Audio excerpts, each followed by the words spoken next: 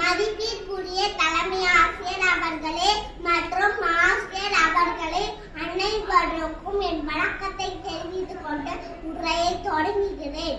கல்வி எனும் திரி போட்டு, அறிவு எனும் விளக்கேற்றி, வாழ்வினை ஒளிரச் செய்து, ஒளிர்க்கும் திறமைகளை வெளிக்காட்டி, அன்பான ஆசிரியர்களுக்கு ஆசிரியர் தின வாழ்த்துக்கள்.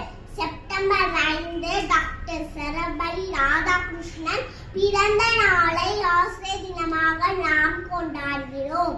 டாக்டர் ராதாகிருஷ்ணன் அவர்கள் 1888 செப்டம்பர் 5ஆம் தேதி திருத்தணி அருகே உள்ள சர்வப்பள்ளி கிராமத்தில் வீராசாமிக்கும் சீதாமாக்கும் மகனாக பிறந்தார். ஆசிரியராக தான் பணியை தொடங்கி எண்ணற்ற டாக்டர் பட்டங்கள் பெற்று நாட்டின் ஜனாதிபதி பதவியை அடைந்தவர். சுதந்திர இந்தியாவின் முதல் குடியரசு துணைத் தலைவரும் இரண்டாவது குடியரசு தலைவரும் ஆவார். ஆசிரியர்கள் நமது சமூகத்தின் முதுகெலும்பு. மாணவர் சக்திக்கு தேவையான ஆற்றல், அறிவு, ஊக்கம், நல்ல பண்பு, நல்ல ஒழுக்கம், தன்னம்பிக்கை, விடாமுயற்சி என அனைத்தையும் அவர்களுக்கு கற்றுத்தந்து நல்லவராக, சிறந்தவராக, அறிஞராக, மேதையாக உன்னத பணி ஆசிரியர் பணி. ஆசிரியர்கள் என்பவர் இரண்டாவது பெற்றோர். அதனால்தான் மாதா, பிதா, குரு, தெய்வம் என்று கூறுகிறோம்.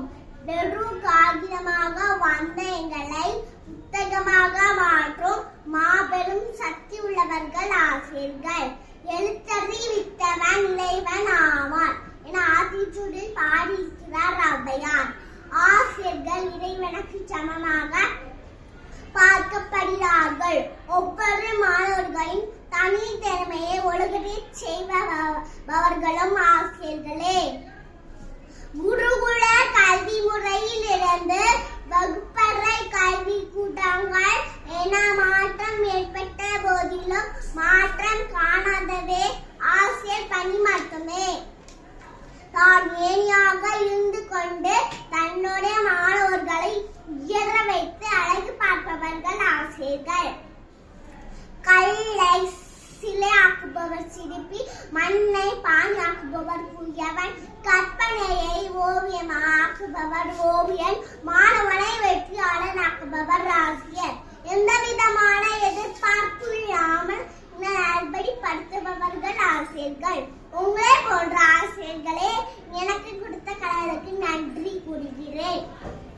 நமது ஆசிரியர்களின் பொறுமையும் தியாகமும் வருடத்தில் ஒரு நாள் மட்டுமல்ல, ஒவ்வொரு நாளும் கொண்டாடப்பட வேண்டும் என்று கூறி, அன்பான ஆசிரியர்களுக்கு மீண்டும் ஆசிரியர் தின வாழ்த்துக்கள். நன்றி, வணக்கம்.